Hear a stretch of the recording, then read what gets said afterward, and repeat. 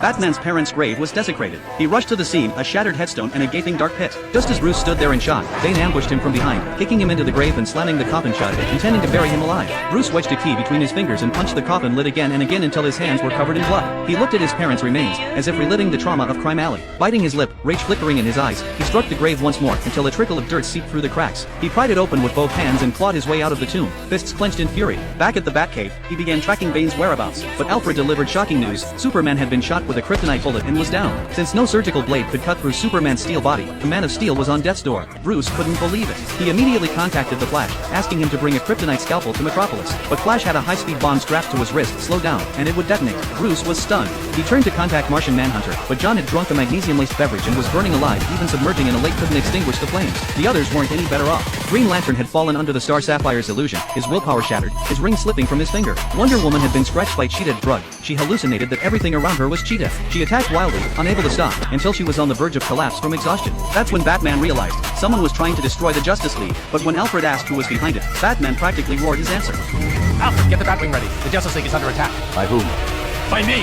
Cyborg arrived to stop the rampaging Diana. He discovered countless nanobots gnawing at her brain. In a flash, she tore off Cyborg's arm. Fortunately, he managed to use a sonic pulse to shatter the nanobots just in time, and Diana finally came to her senses. Meanwhile, Batman rallied the remaining members for a rescue operation. Wonder Woman found the burning Martian Manhunter and injected aluminum oxide into his arm, neutralizing the magnesium in his system. Flash sprinted into an iceberg, embedded the bomb in the ice, and detonated it.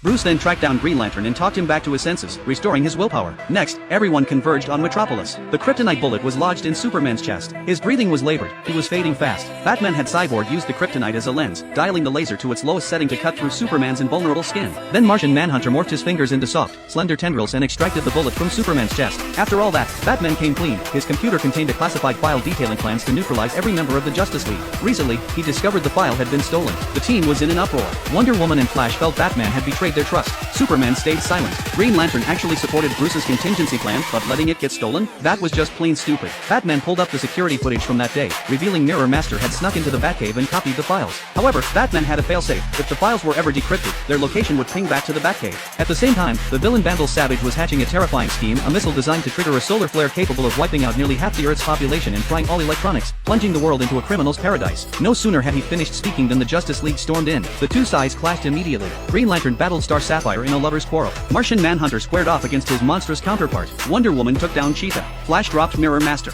Batman severed Bane's venom tubes. Only Superman and Metallo were locked in an even fight. Then the missile, capable of annihilating half of humanity, launched into the sky. Superman heard it. He clapped his hands together, crushing Metallo's power cord, then decapitated him with T-Vision. In an instant, he rocketed out of the atmosphere. The missile flew straight toward the sun.